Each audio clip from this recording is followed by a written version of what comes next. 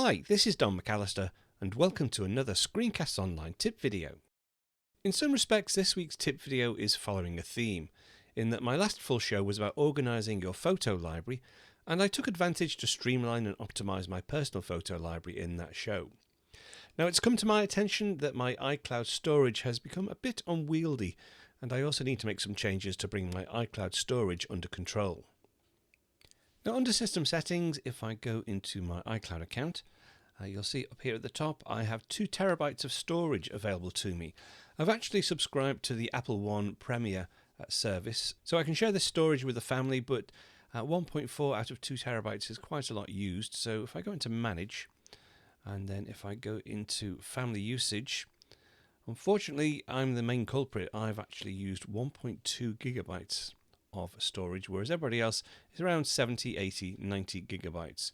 So I really need to go in and prune my iCloud drive, I think, at this point. You'll see down here as well, we've got iCloud photos, 38%. That's fine. I've got a very large iCloud photo library and I'm happy with that. iCloud drive is 17%, which is on the high side. The family are using 13%. I've got 2% for backups and 2% for others.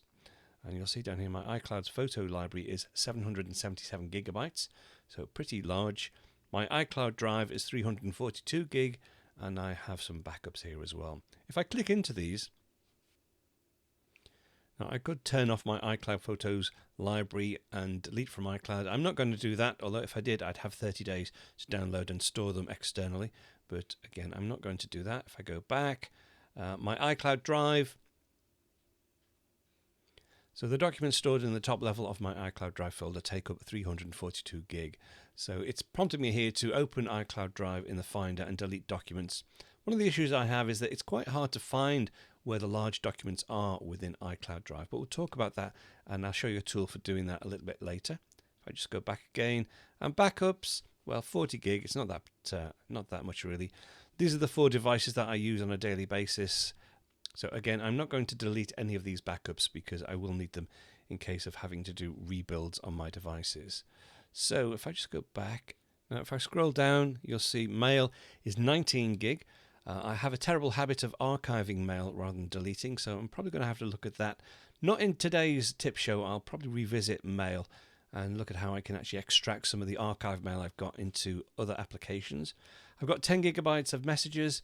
Again, I really need to go in and prune them, but again, probably not today. And then DevonThink, which is my main sort of document repository, iMovie, and then it gets to like 1 gigabyte and less, so I'm not too worried about those. It's really my iCloud Drive that I need to pay some attention to.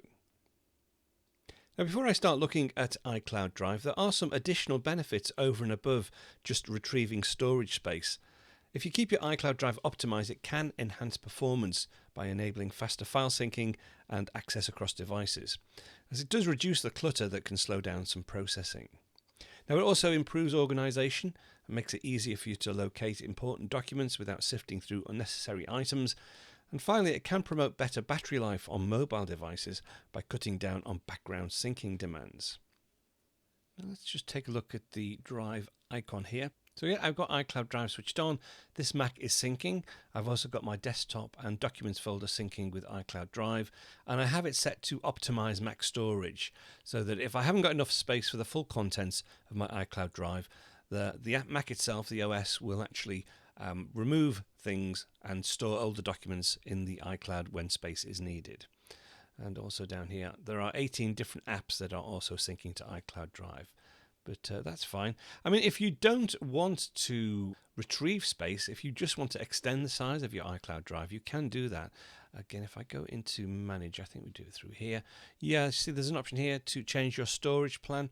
So currently I'm on 2 terabytes of storage with 564 gig available.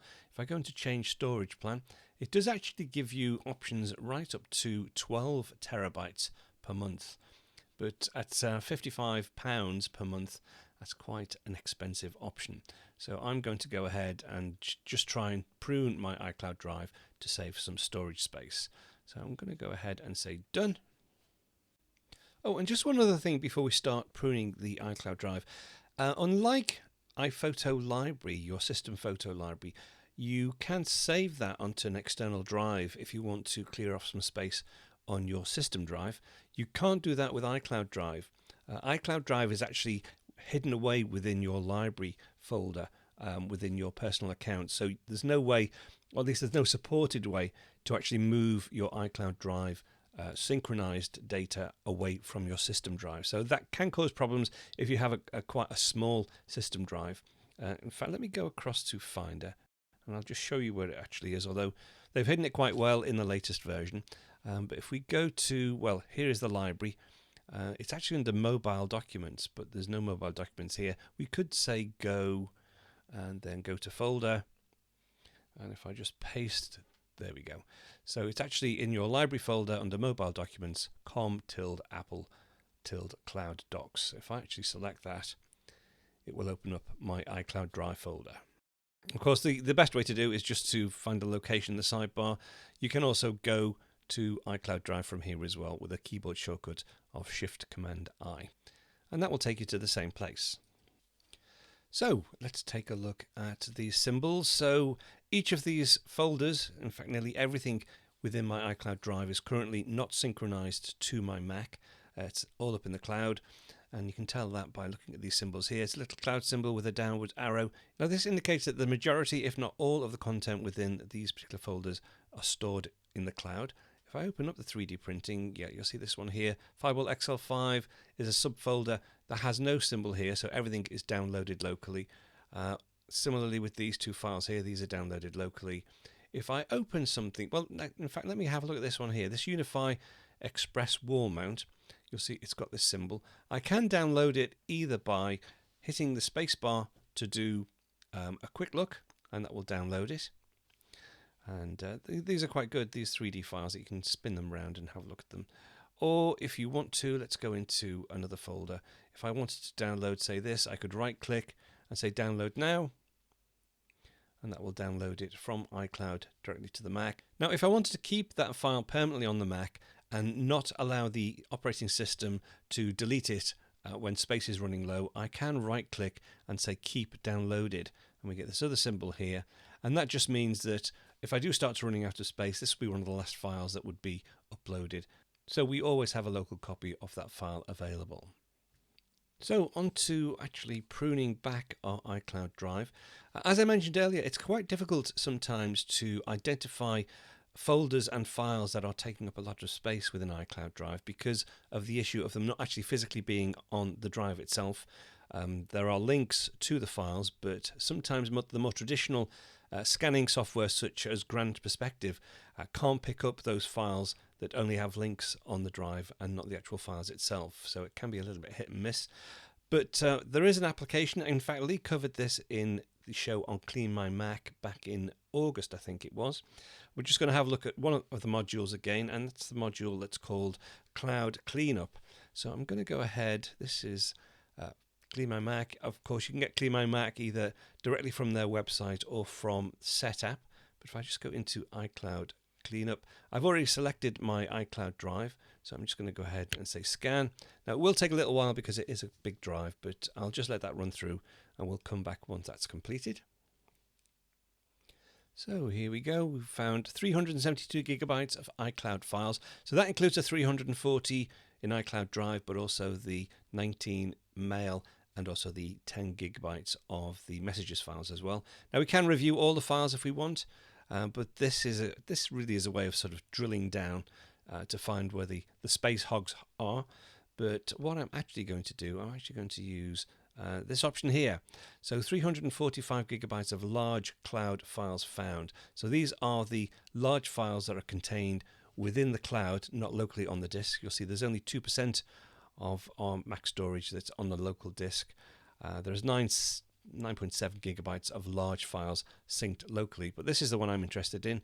I want to go in, identify those files that I don't want to keep, or if I want to back off onto external storage and delete them from iCloud so I can regain some space. So if I just go in and say review, and down here on the left hand side we've got all files, so 345 gig. We've got archives, pictures, videos, other. I'm actually going to have a look by size. I'm going to tackle the large files first. So if I select huge, and let's change that by size. And just as an example, there are two files here. So this is a movie file, which is 1.6 gigabytes. I've got two versions of it, one in a transfer folder and one in wedding highlights. Now I'm quite happy that I know I've got two copies of this, so I can delete one. I'm going to select that one here, and I'm just going to go ahead and say remove. Now this is actually going to delete it from cloud storage and also locally if it was on the hard disk. So I'm going to say don't ask again because I'm quite confident about that. We'll say got it, and that will actually move that file for us. So you probably heard that in the background. That's successfully removed. So we'll say done, and we'll go back into review. I can also see here there are some Google takeout files. I did actually do a big download of data from Google. Actually, when Lee took over, I had some photos in Google and some other data in Google that I wanted to bring down. Now, I'm not actually going to do this from here. I'm actually going to click on this little symbol here, this magnifying glass symbol, and that will open the Finder. Oh, and yeah, my goodness, there's tons of files here that I really need to download and archive off to my USB drive. So what I'm going to do, I'm going to do this from here. In fact, what I'm going to do, just as an example, I'll select these first 7 or 8 files, hold down the Shift key. I'm going to right click and say download now. And this will download it locally to my Mac. And once it's downloaded to my Mac, I can then copy them across to the USB drive. Once I'm happy I've got a copy, I can then either from the Finder or I can do a rescan within Cloud Cleanup and delete these files from my hard drive here. So again, back it up to my USB drive. Once I've got a copy, I'm going to delete them from iCloud Drive, and that will recover that space for me. And then I'll do another rescan and go through the process again. So this is going to take a little while. So I probably will do this over the next couple of days, but I'll just wait for these to download, delete them off, and you can see what it looks like when that process is finished. So they've downloaded about 25 gig. Let me go ahead, do Command T to open a new tab, and I'll navigate to my SSD backup. And I've created a folder in here called Google Takeout. If I go back to my downloads folder over here on iCloud Drive, select those and drag them across to here, and we will just drop them in there. Okay, so yeah, about 25 gig. Again, I'll come back when they finish copying over, and then I'll delete them from the iCloud Drive folder. Okay, so that's just the final amount being downloaded to the SSD drive. And when this is finished, about 5 seconds, we can flip across to the original folder. So remember, this is the iCloud Drive folder. I can delete those, and they will now be deleted from iCloud Drive. So we should have recovered about 25 gig of space. I suppose the best way to test that out would be to go back across to here. If we go back, we can start over again. It will rescan, and we should be 25 gig better off. So actually, they're still in the bin. They're still in the trash can. So what I really need to do is empty the trash can and then rerun it, and then we'll regain our space. But I won't go through that process again. So all I'm going to do now is just go through. In fact, I'm going to select this entire folder and download the entire folder, because there's a lot in here that I can either delete or transfer across to the SSD drive. So we'll let that download. And as I say, it might take me a couple of days to get things straightened out, but hopefully you appreciate the process. So that's it for this week's tip show. I hope you found that useful. We'll be back on Friday with a full Screencast Online tutorial, so we'll speak to you then.